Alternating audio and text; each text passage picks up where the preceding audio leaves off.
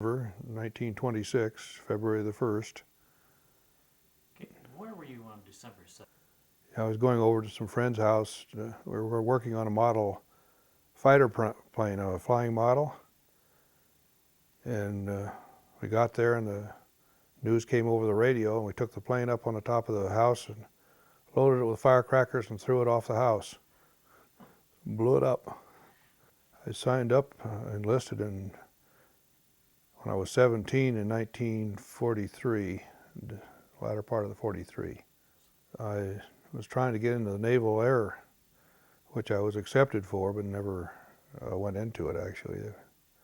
I was moved out into the V-12 program, which was up at CU at the time. From there, I never got out of that program until I went to midshipman school and on into the various places I was at in the service. No, I went directly from the V-12, well, from civilian life into the V-12 program, which was a college program, officer training basically, and that it was a big unit. I'd been at CU for just about a year, 3 semesters or so, and then we went to after I got into CU, I went up to Pocatello. They transferred me up there to the University of Idaho, and from there, that was a 2-year school. I'd taken all the engineering courses they had there, so they didn't know what to do with me and sent me to midshipman school. So I was relatively young getting into that program. I went to midshipman school in New York City at Fort Schuyler. Spent about 3 months there, and then received my commission and went on down to the Naval Training Center at Miami for, I think it was 6 weeks there. And from there was sent right overseas. I picked up a transport at San Francisco. It was a troop transport with 1,700 CVs and about 45 young officers, about the same as myself, just boot ensigns. And we went right to Tokyo. This was immediately after the war was over. The war ended, I believe, in August, and we arrived in Tokyo there about September, sometime in September.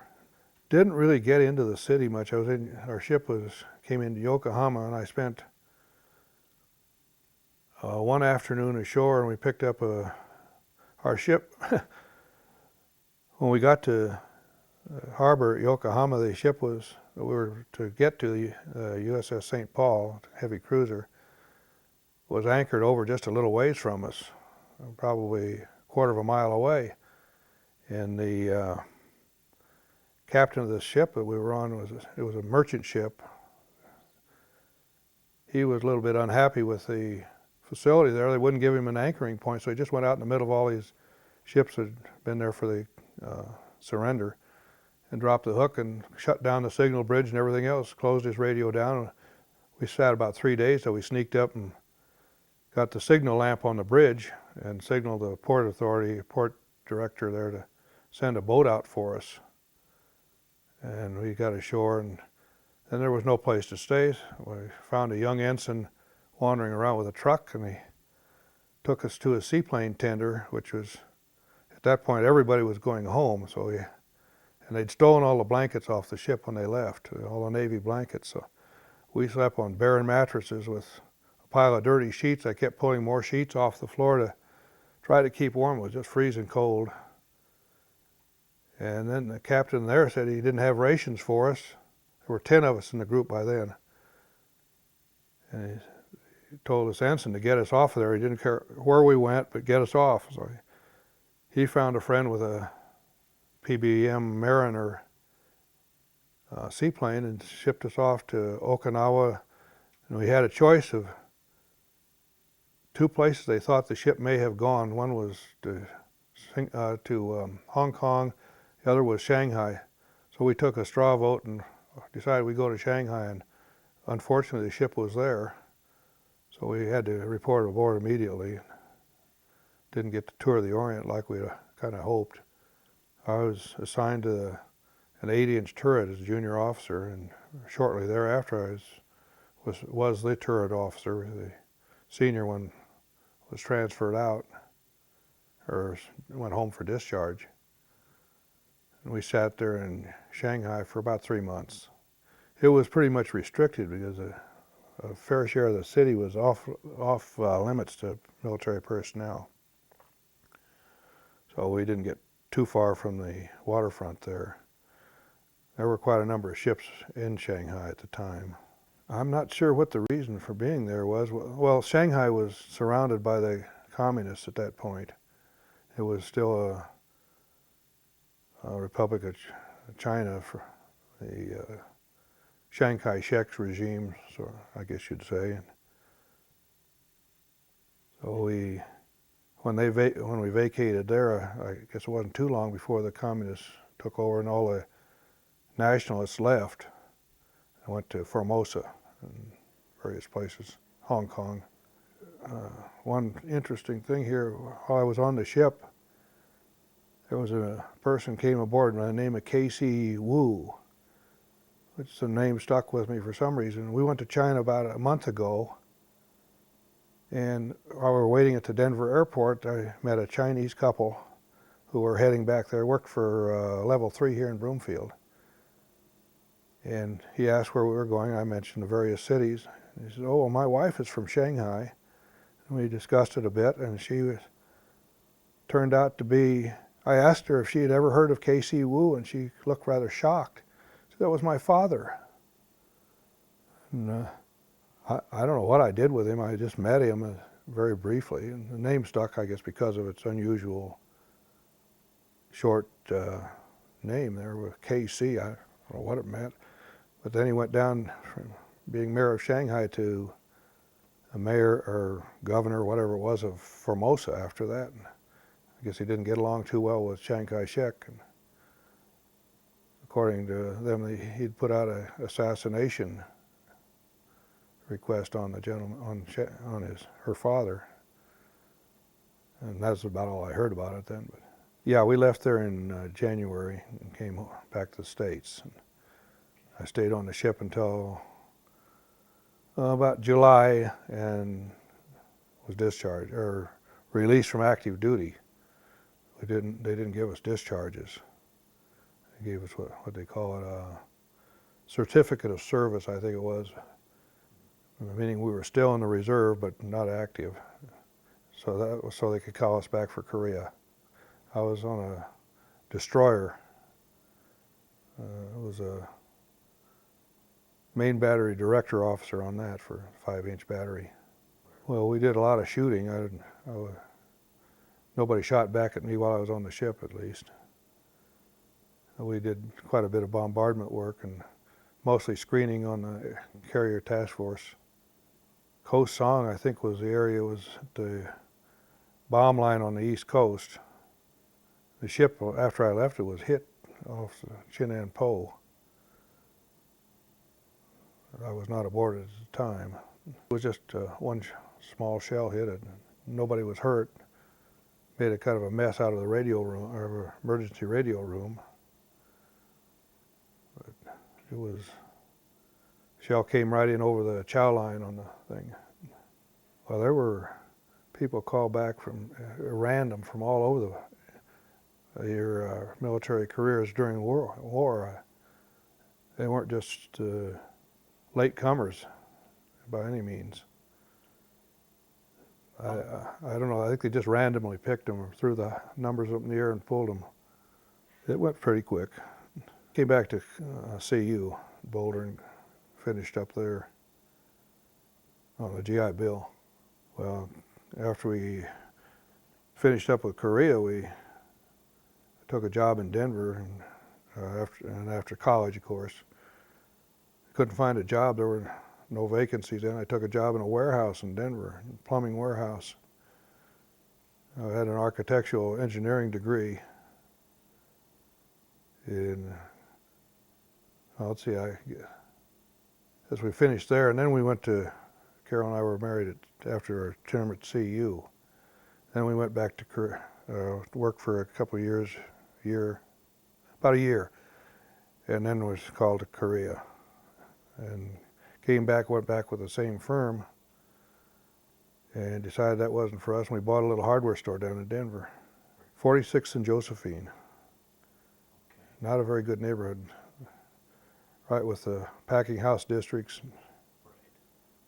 We had about 850 square foot store there, so it was very small. One of our neighbors in Denver moved out here, and we came out to see what it was, and we're all young people, and families were cropping up all over the place. There were a lot of kids. It was, I guess, the baby boom hitting here. They were sure all about the same age, great groups of people. Got to looking around, we knew Val Swan through my father, and we'd heard he was involved in it, so we came out to look and saw a house we liked, and told, it was one Joe Maroney had, he says, well, if you can get us a hardware store franchise in the shopping center, we'll buy your house. He said, oh, I think I can do that, and it had already been leased. And somehow he did it, and called me up and says, can I cash your deposit check? You've got the lease. So we had to shut down real quick and get out from under our other commitments there, which our lease was out down there, and they were building the elevated I-70 down 46th Avenue. So it was a good place to be leaving, and all worked out really nice. It was terrible. Yeah, we didn't have any money to stock, and there weren't too many people. And we just, Carol and I and our kids, one employee for the first part of the time, we managed to survive, paid the bills. And we expanded it about 50% of what our original store was, from 2,400 to 3,600 square feet. And we somehow opened our big mouths and ended up buying the old Grocery Boys grocery store building, which was kind of a far out jump for us, but it worked out wonderfully. Where Target is now. Safeway was over there, of course. It was on the west side of the parking area, and then had just a strip of about 10 stores, I guess, across the parking lot from that. And then they built the east side of the shopping center, and after that then we moved. We had this store about 17, we've been, I think it was 17, 18 years in our single location there. Well, we had 2 fires in the center. The first fire was, we had a pizza place down at the far south end of the shopping center, and something happened there. It was arson, but nobody was ever convicted or accused of it. But they set off an explosive charge in the beauty shop right next door to the pizza parlor, and the paint store there had he also did paint contracting and had a lot of open cans or bulk cans of paint in the place, and it was a very good fire. We had considerable smoke damage down at our end of the shopping center from that. And then about a year later, it's just about the 1st of November, I think it was, that I happened to be looking out of the window of our house, about ready to go to bed, and saw the flames from that fire, and ran down there, and Jim Van Buskirk and I got up on the roof with a garden hose and were squirting down, while the cans of paint were exploding and going through the roof. And then our fire was a little different. We think a unit heater failed in the back of the place, and the fire in there burned itself out. And Bill Brophy was a part-time policeman, I think, more or less then, or shaking the doors. Came by and saw our windows were all smoked up, and put his hand against it. They were hot. He was also an auxiliary fireman at the time, or volunteer fireman. And they put the alarm in. They came over and broke the windows out, and as soon as the fire started, they got their hoses in there. made pretty much a mess of the place. But we were out of business for well into January from that. That happened to be the first night that we had a freeze, and the fire had weakened the ceiling, so it sagged, and the swamp heater next door, the pipe broke on that thing and flooded that cavity in the roof, and we had a big flood in our place from that, as well as all the soot and other damage. We fortunately were pretty well covered on insurance, but it was quite a blow. Cleaned up the inventory though. Imagine.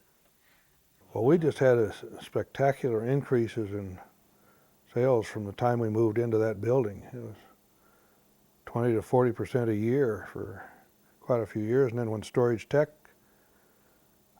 took their Chapter 11, our sales took a terrible beating there for, well, it took a long while to build that back up. We'd pretty well recovered and was starting to make good increases when we decided we'd just shut it down. Our daughter went to Colorado College, and her son went to DU. And they both worked there in the stores for most of their younger years. And then, of course, Dan took over the store later. Dan is still here in Broomfield. We're still trying to shut down the corporation and get things settled there.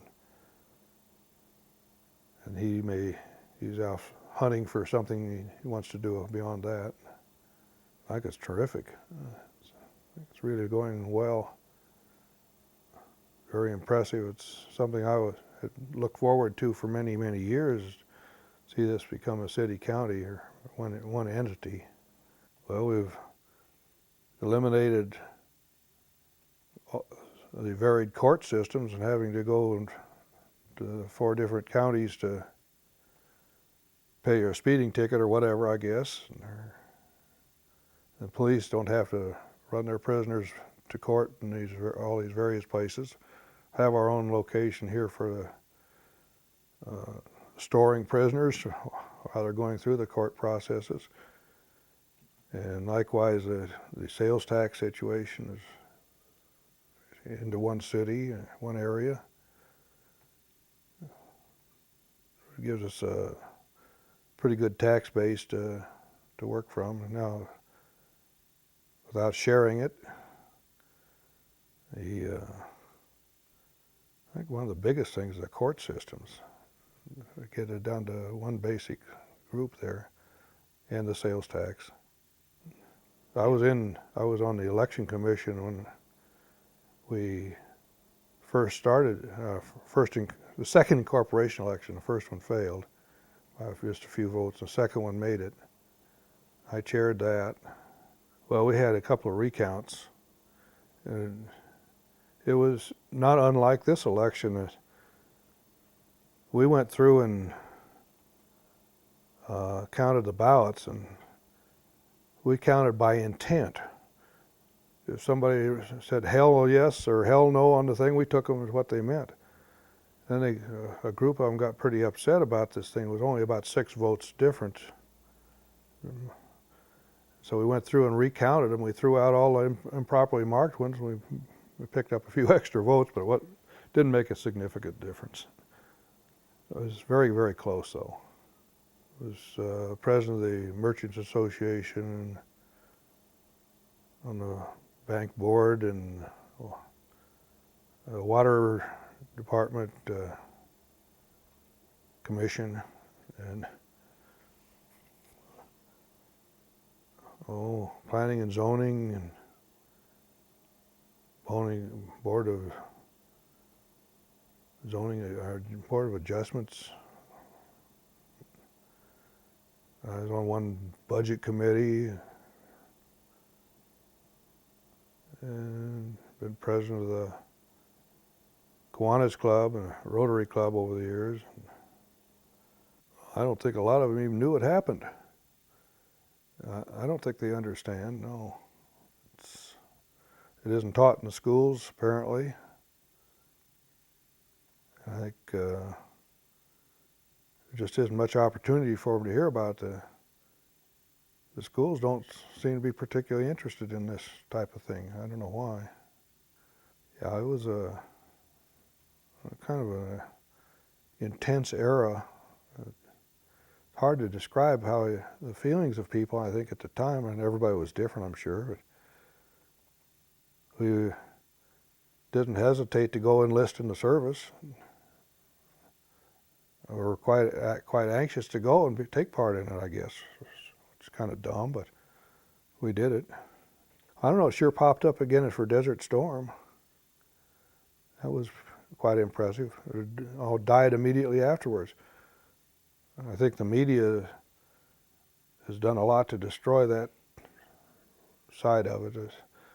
They took such a negative attitude toward Vietnam. And I think we had a justifiable reason for being there, but the media blew it out to pieces, made us the villains instead of the communists.